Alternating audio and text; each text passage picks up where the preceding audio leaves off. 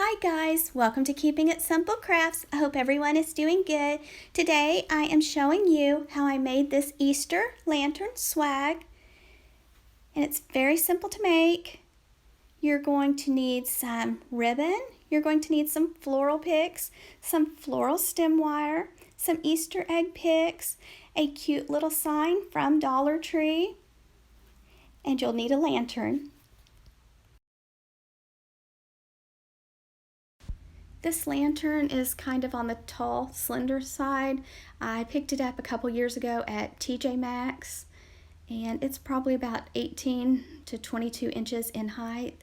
And so I just picked out 3 colors of ribbon with wire, and then I picked out 4 floral picks and then 2 of the berry glitter picks, and I picked up a package of the Easter egg glitter foam picks from Dollar Tree, and then I picked up this cute little Happy Easter rabbit sign, and I cut a few of the Easter eggs off of the bottom to use it on the lantern.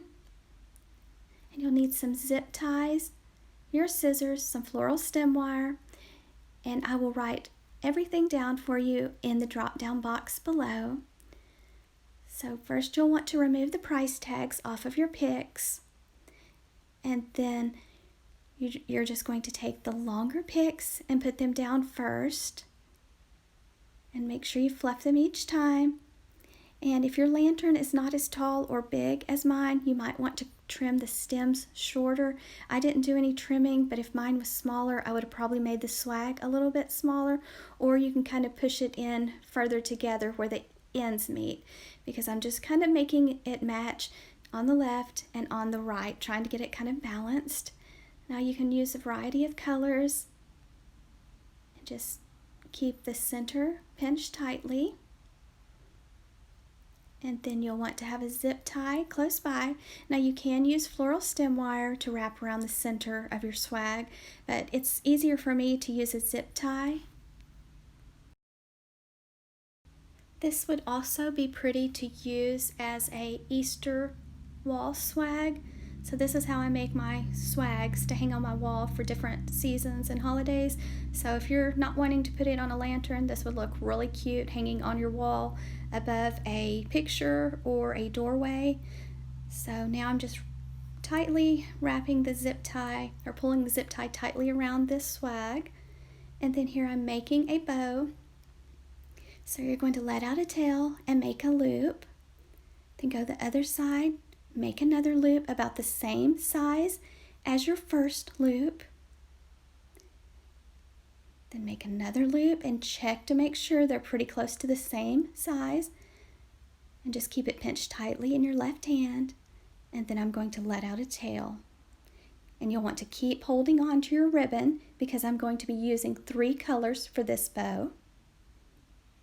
Okay, this is my second color. And all of my ribbon does have wire in it. So let out a tail, place it on top of the green and white ribbon, and I'm going to make a loop on the left and then make another loop on the right. And I'm just doing a single bow, and then I'm going to let out a tail. And just keep holding your 2 colors of ribbon together. We're going to add 1 more color to our bow. This last piece of ribbon is 25 inches long, so I'm just making a continuous loop with it. So I am just making it where it's like a little band, if you want to say, where it has a loop on each end and the ends are overlapping. And then I'm just placing it behind the green and white checked ribbon. So it's my bottom color, the back of my bow. So I just made a continuous loop with it. So it was very simple. Then just gathered all 3 in my hand. And now I am going to take the floral stem wire and wrap tightly around my bow. Now it's very important to get the wire or the pipe cleaner tight around the center of your bow. To dovetail the ends of your ribbon, just take your ribbon, fold it in half with your edges to the left, then go to your fold and cut away from your fold. And that makes the pretty V on the ends of your ribbon. And I am calling this the Irene bow. naming it after my sweet grandmother that taught me how to do so many things. She was just a little angel here on earth, and I miss her every day. And so make sure you dovetail all of your ends. It just kind of dresses up your bow. And then remember to go back and fluff the loops of your bow. Just remember to take into consideration the size of your lantern. Maybe you don't need to make it hardly as big as I did. Maybe you don't need to make your bow hardly as large. It kind of just depends on the size of your lantern. So just kind of play with it until you get the size that you want. You don't have to tie an Irene bow. You can tie a simple double bow or whatever makes you happy. I just thought this bow turned out really pretty. My grandmother, her favorite time of the year was Easter and spring, and she just loved flowers. So this just made me think so much of her, and I just wish she was here with me because she would be making YouTube videos and showing y'all how to do so many beautiful things.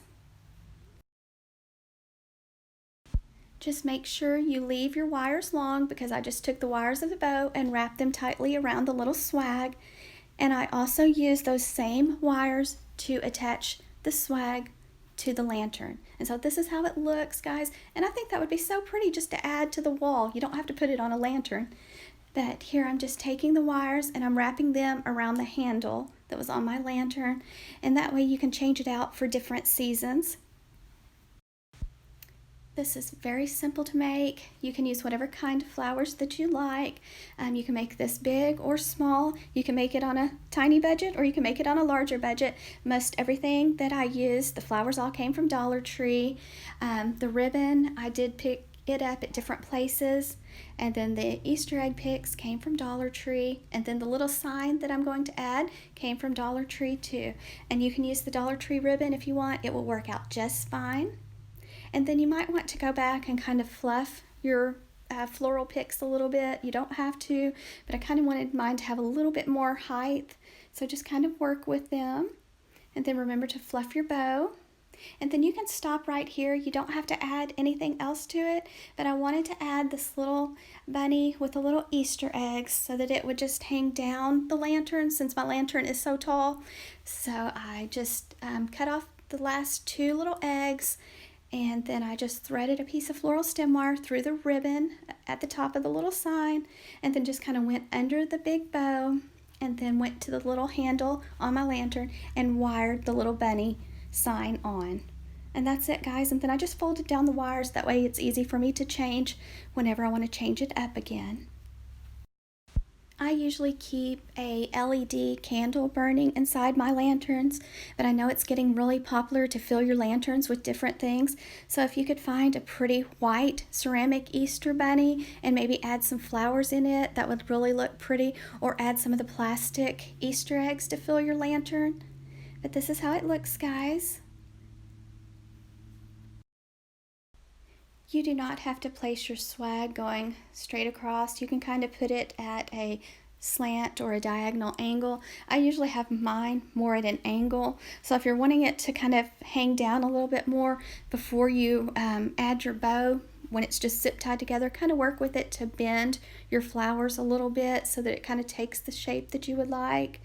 Because I know a lot of people want it to kind of cascade down the lantern, and you can pick up, I noticed the other day at Walmart, they had a lot of pretty purple and some pink flowers that would look really pretty cascading down a lantern. I don't know how much they were, but they were very pretty, and they were in the back where the craft section is. Here's the lantern. I just set it by the fireplace, but I wanted to share something with you about the bow.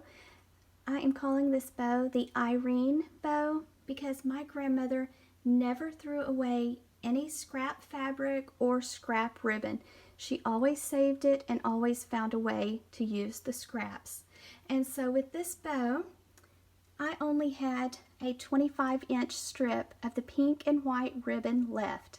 And so that's why I made a continuous loop with it, and I put it behind the double bow. Because my grandmother, she said, you know, everything's expensive and I don't want to waste anything. And so that's why I am calling this the Irene bow. She was the best grandmother. She was such a wonderful cook, and she could sew, and she had a wonderful garden. She just did everything excellent. And so I hope you enjoyed this video, and if you like this video, please give me a thumbs up and share.